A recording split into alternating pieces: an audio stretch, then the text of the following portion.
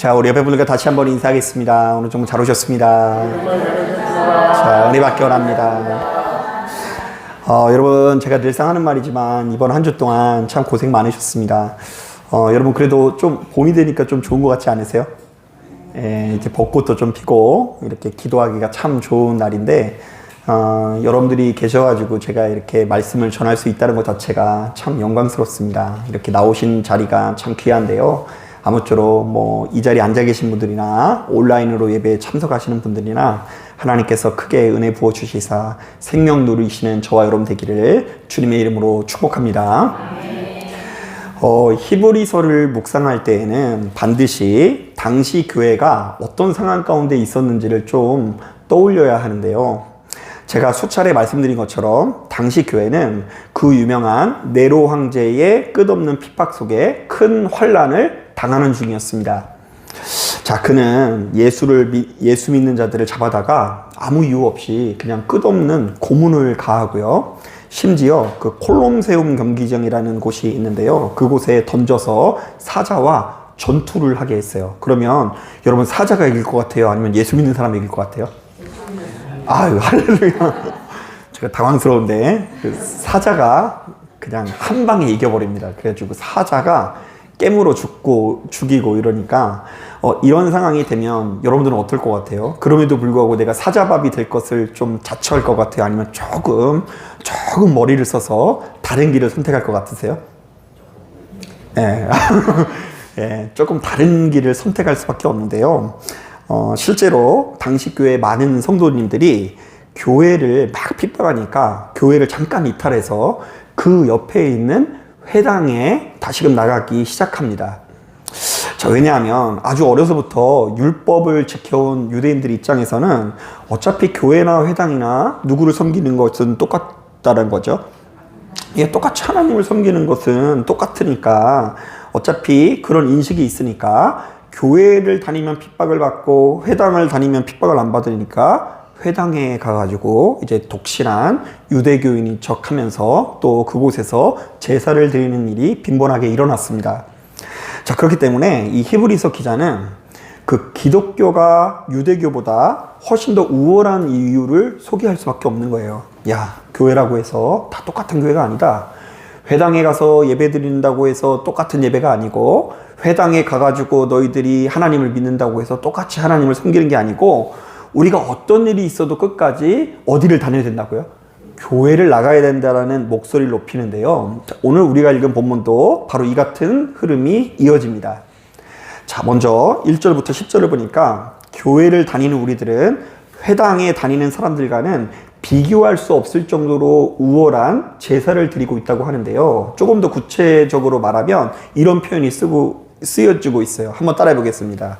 첫째 제사는 폐해지고, 둘째 제사의 시대가 왔다. 이게 무슨 말일까? 다시 한번 따라해 보겠습니다. 옛 제사는 사라지고, 새 제사가 도래하였다. 자, 조금 더 구체적으로 설명하면 이때 첫째 제사는 짐승의 피로 드리는 제사를 말하는데요.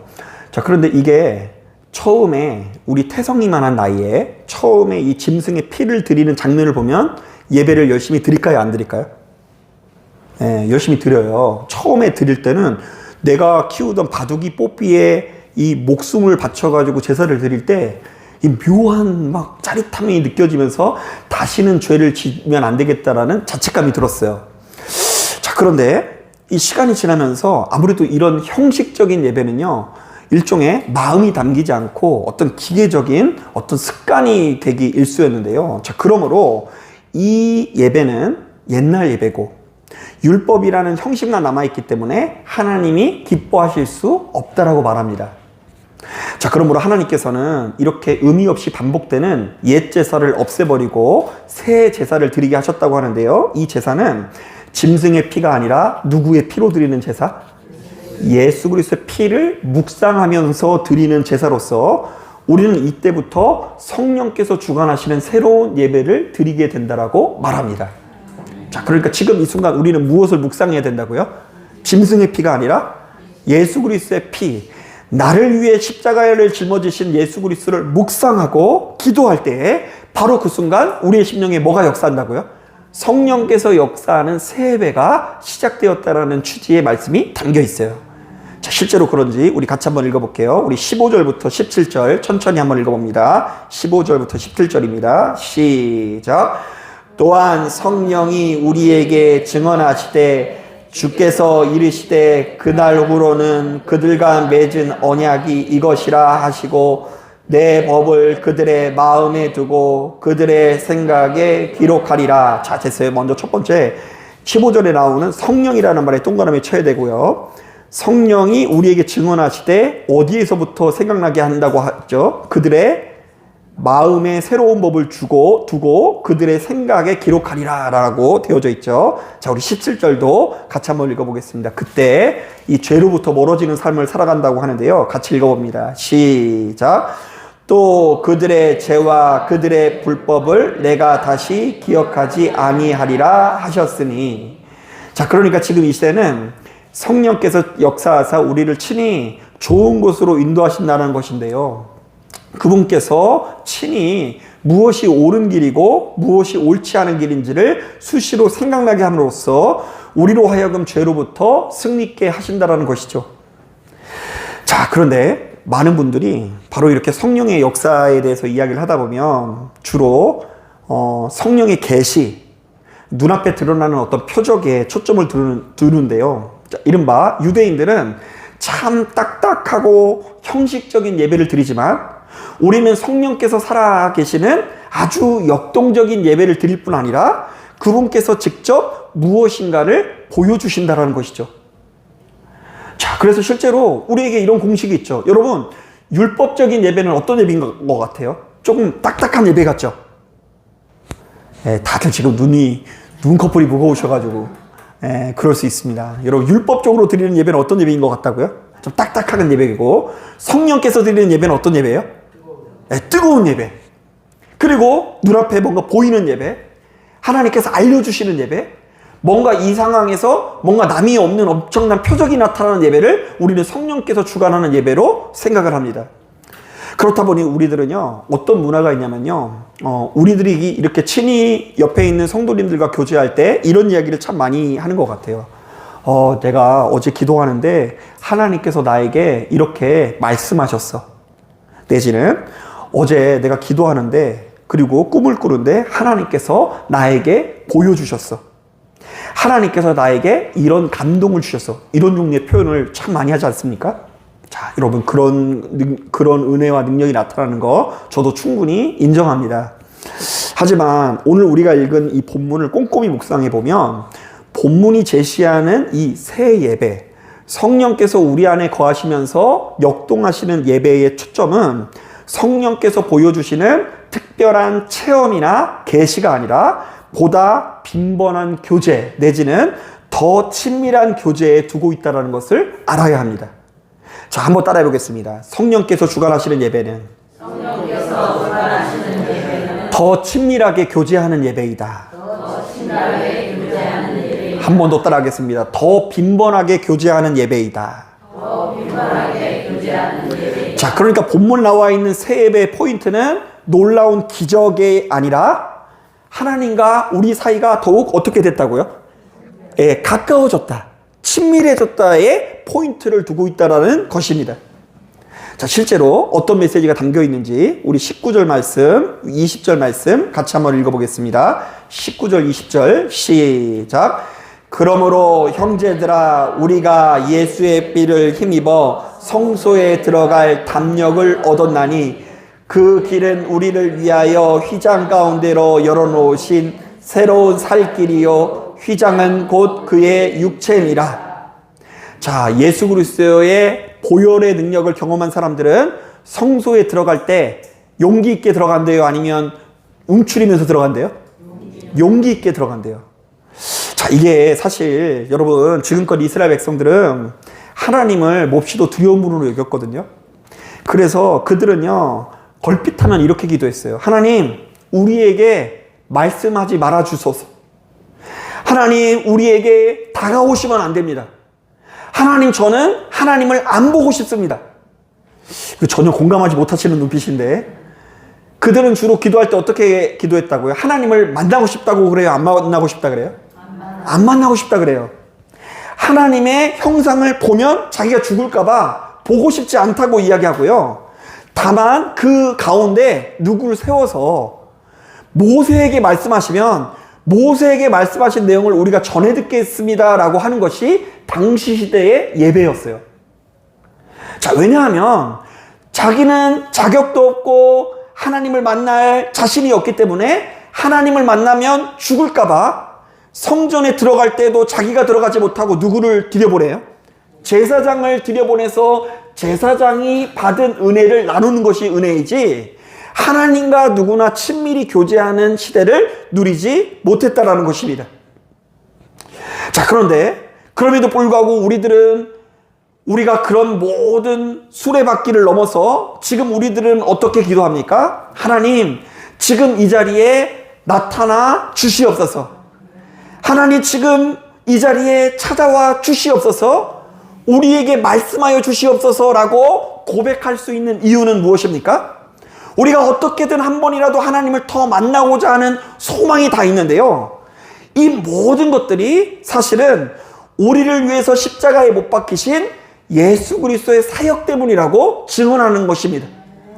자, 그러니까 예수 그리스도의 십자가를 경험하지 못하는 사람들은 여전히 벌벌 떨면서 하나님께 좀처럼 나아가지 못하지만, 예수 그리스도의 십자가를 진짜 제대로 경험하는 사람들은 조그만 힘든 일이 있고 괴로운 일이 있으면 누구한테 담대하게 나아간다고요?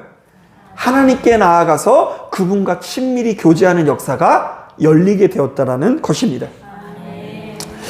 여러분, 제가 이 말씀을 준비하는데 문득 그 해밍웨이의 글 중에 하나가 생각이 나는데요. 그 소설가 해밍웨이의 글 중에 그 스페인 마드리드를 배경으로 한 짧은 에피소드가 있습니다. 자, 어느 날 이 파코라는 이름의 한 소년이 그 아버지와 크게 다투고 집을 나갑니다. 이제 가출을 한 거죠. 자, 그러자 이 아버지는 아들이 가출을 하니까 기분이 좋아요, 안 좋아요? 네, 안 좋아가지고 시간이 흐를수록 아들에 대한 분노는 사라지고 미안함과 그리움이 남았어요. 아들을 찾기 위해서 그 마드리드에서 가장 유명한 일간지에 이런 광고를 냈습니다. 사랑하는 아들 파코야, 화요일 정오에 몬타나 호텔 앞에서 만나자. 아빠는 너를 다 용서했다. 사랑하는 너의 아빠가. 자, 그런데 약속한 날 놀라운 일이 벌어졌는데요. 몬타나 호텔 앞에 무려 800명의 파코가 모여든 것입니다. 아빠가 돌아와라, 내가 너 용서했다 이랬더니요, 파코라는 사람이 몇 명 모였다고요? 800명이 모였어요.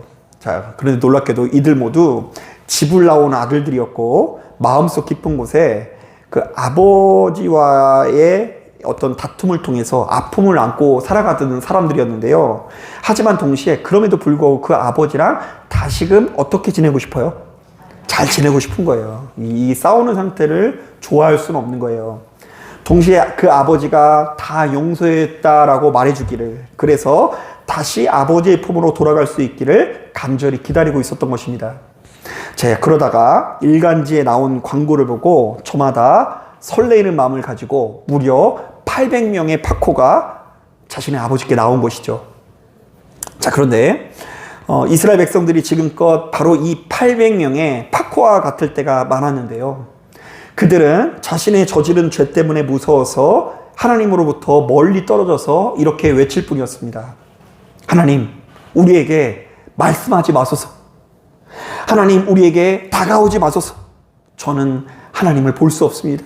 봤다가 죽을까 봐 무섭습니다. 우리는 하나님을 만날 자격이 없는 더러운 자였습니다. 하지만 하나님께서는 이 십자가라는 거대한 광고판을 통해 우리에게 말씀하십니다. 사랑하는 아들과 딸아, 내가 내 아들 예수의 피로 너를 다 용서했다. 그러니 이제는 두려워하지 말고 내게로 나와라. 그래서 이제 우리는 담력을 얻어 이렇게 기도할 수 있는 거예요. 하나님, 지금 이 자리에 찾아와 주시옵소서. 하나님, 지금 우리에게 말씀하여 주시옵소서라고 너무나 당당하게 말할 수 있게 된 것입니다. 자, 저는 이 자리에 참석한 여러분들이 바로 이러한 은혜를 누리길 바랍니다. 자, 엄연히 따졌을 때 은혜는 크게 두 가지의 조건을 갖춘 자만이 누릴 수 있는데요. 자, 먼저 첫 번째로는 아까 얘기한 대로 내가 하나님 앞에 엄청난 죄인이라는 고백이 있어야 되긴 해요. 내가 죄인이라는 고백이 있는 게 모든 은혜의 시작이에요. 자, 그런데 그것만으로는 아직 은혜가 아니에요. 나는 죄인이고 쓰레기고 뭐 별 볼 일 없고 여기서 그치면 아직 은혜가 아니고요. 그럼에도 불구하고 내가 하나님께 큰 사랑을 받았다라는 고백할 수 있는 자가 진짜 은혜 있는 자입니다. 그러니까 나는 죄인이지만 그럼에도 불구하고 뭘 받았다? 은혜를, 하나님의 사랑을 받았다. 바로 이런 관점에서 우리가 사순절 동안 그 누구보다 열심히 묵상한 그리스도의 십자가는 은혜로의 초대라고 할 수 있는데요. 이른바 성도는 예수께서 나를 대신해서 죽으셨다라는 사실을 통해 내가 죽을 수밖에 없는 비참한 죄인이라는 것을 깨닫는 동시에 그럼에도 불구하고 하나님께서 당신의 아들을 내어주실 만큼 나를 아끼고 사랑하신다라는 것을 확신하게 되었다라는 것이죠.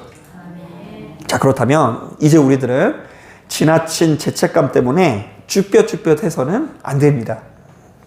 도리어 우리도 역시 하나님의 변함없는 사랑에 담력을 얻어 더더욱 신속하게 주님께 나아가면 되는 것입니다. 그리고 그 주님께 나아가서 주님의 손을 붙들면 우리는 이전에 누리지 못했었던 정말로 생명을 누릴 수 있는 것입니다. 불과 몇 년 전에 우리 사회 안에서 회복 탄력성이라는 용어가 크게 화제가 된 적이 있습니다. 혹시 여러분 들어보셨어요? 회복 탄력성? 이것은 이 심리학적인 용어인데요. 사람이 어떤 환난을 만나서 밑바닥까지 떨어져도 다시 튀어오르는 능력, 즉 시련과 고난을 이겨내는 마음의 근력을 말하는데요. 심리학자들은 그 사람마다 이 능력이 엄청나게 차이가 나는 것을 발견하게 됩니다. 어떤 사람들은 시련을 딱 만나면 그대로 넘어져가지고 막 좌절하는데 어떤 사람들은 시련을 만나도 다시금 일어서지 않습니까? 그래서 도대체 무엇이 사람을 이렇게 단단하게도 하고 연약하게도 만드는지를 가지고 연구하기 시작합니다. 그래서 가장 유명한 연구 중에 하나는 그 카우아이 섬에서 40년 동안 진행된 연구였는데요. 그 아주 열악하고 불우한 환경에서 자란 아이들이 나중에 어떤 인생을 살아갔는지를 무려 이 심리학자들이 몇 년을 추적한다고요? 40년을 추적합니다. 자, 그런데 그 지옥 같은 환경 속에서도 아주 훌륭하고 건강하게 자란 아이들이 있는 거예요. 똑같은 환경 가운데 이 너무 척박하다 보니까 아이들이 대부분이 삐뚤어지는데 그럼에도 불구하고 삐뚤지 않고 잘 자라는 아이들이 있어요. 원래 좀 이렇게 환경이 안 좋으면 좀 삐뚤다고 하잖아요. 그런데 환경이 안 좋은데 너무 잘 자랐어. 그래서 이 아이들을 놓고 연구를 했는데요. 그 학자들이 한 가지 공통점을 발견합니다. 이들에게는 똑같이 여러 가지 어렵고 힘든 상황 가운데 있었지만 어떤 상황 속에서도 무조건 믿고 지지해주는 몇 사람이 있었다고요? 한 사람이 있었대요. 자, 그러니까 그들로부터 나는 사랑받는 존재다, 나를 믿어주는 누군가가 있다라는 확신이 그 아이의 심장을 강철처럼 만들고 단단하게 만든다라는 것이죠. 그래서 사랑을 받고 자란 사람은 막 나가지 않는다. 결국 바닥에 내려갔다도 다시금 회복되어진다라는 결론을 내립니다. 자, 그런데 그와 동시에 무수히 많은 부모들의 사랑 반응을 조사해 봤더니 분명히 마음속에는 사랑이 있어요, 없어요? 사랑은 있는데 그 사랑이 자꾸 사랑이 아닌 것처럼 표출되더랍니다. 분명히 좋은 환경으로 뭐 좋은 옷도 입히고 뭐 차도 사주고 집도 사주고 돈도 주고 으쌰으쌰 하는데 이상하게 아이들이 사랑받는다고 느끼질 못해요. 이상하게 나만 혼자 방치된 것 같다는 느낌이 듭니다. 그리고 어떤 부모들 같은 경우는 사랑을 하긴 하는데 되게 조건적인 사랑할 때가 있죠. 네가 공부를 잘하면 사랑한다. 네가 공부를 못하면 사랑하지 않는다.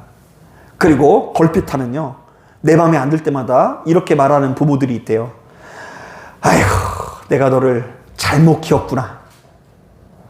그런 얘기 해보신 적 없으세요? 내가 너를 잘못 키웠구나. 이러니까 가장 사랑해야 되는 부모가 마지막까지 사랑하는 존재로 여겨지지 않기 때문에 오늘날 많은 아이들이 이 굉장히 더 좋은 환경인데도 불구하고 회복 탄력성이라는 능력이 없어서 조금만 좌절하고 힘든 일이 생기면 방구석에 처박혀서 사회로 나오지 못한다는 결론을 내린 적이 있어요.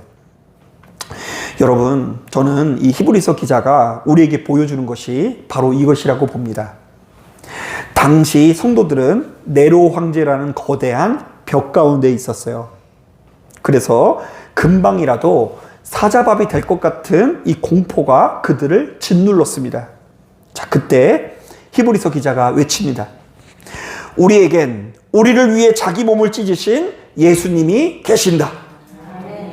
그분이 우리를 얼마나 사랑하시는지를 보라. 여러분, 하나님을 인격적으로 만난다는 것은 바로 이러한 사랑의 작용이 일어난다는 것을 의미해요. 일단 우리가 성령님과 동행하는 가운데 우리의 눈이 열려서 저 십자가에 못 박히신 예수께서 돌아가신 이유가 누구 때문이라고요? 목사님 때문 아니에요? 저 인간 때문이고, 저렇게 쓸모없는 사람 때문이고, 저런 사람은 교회를 나올 자격이 없고, 이런 것이 아니라 나야말로 하나님의 큰 죄인이라는 것을 일단 깨달아야 되고요. 그리고 성령께서 눈을 열어주시사 그럼에도 불구하고 하나님께서 인도하시사 나의 인생이 망하는 길로 가지 않고 이렇게 좋은 것을 누리고 있음에 감사해야 한다라는 것입니다.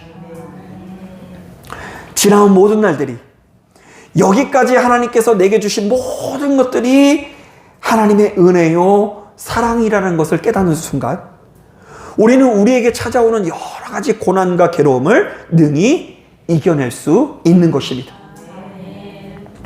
사랑하는 여러분, 오늘 여러분 예배 드리는 거 보니까 여러분 지난 한 주 동안도 참 고생이 많았던 것 같아요. 참 힘겨운 일이 많았던 것 같습니다. 자, 그런데 우리가 힘겹고 고통스러운 그 면면을 보면 어쩌면 지금 이 힘겨움과 고통스러움은 우리의 돈이 부족해서가 아니라, 우리의 힘이 부족해서가 아니라 우리를 향한 충분한 사랑의 공급이 부족하기 때문일 수 있는 거예요. 그러므로 우리는 어떻게든 나와 같이 큰 고통에 빠진 사람들에게 찾아가서 서로 무엇을 해줘야 된다고요? 23절을 보니까 서로 돌아보아 무엇으로 격려하며? 사랑과 선행을 격려하며 함께 모이면서 서로 쓰러지지 않도록 힘을 주는 위치에 서야 된다라고 하나님께서 우리에게 말씀하십니다. 자, 그러니까 1차적으로는 너무나 고통 가운데 있는 우리들이 눈에 보이지 않지만 성령께서 역사하시는 가운데 하나님께서 나를 너무나 사랑하신다라는 그 사실을 다시금 확신하면서 힘을 얻고요. 그 힘을 가지고 내 주변에 힘들어하고 고통스러워하는 누군가에게 가서 손을 내밀 때에 나도 살아나고 나를 통해서 내 주변에 있는 모든 사람들이 다시금 사랑할 수 있다라는 말씀을 전하고 있는 것입니다. 아무쪼록 이 자리에 참석한 저와 여러분들도 그 사랑을 힘입어 우리에게 수시로 찾아오는 이 고난의 파도를 당당히 이겨내시기를 주님의 이름으로 축복합니다. 자, 기도하겠습니다.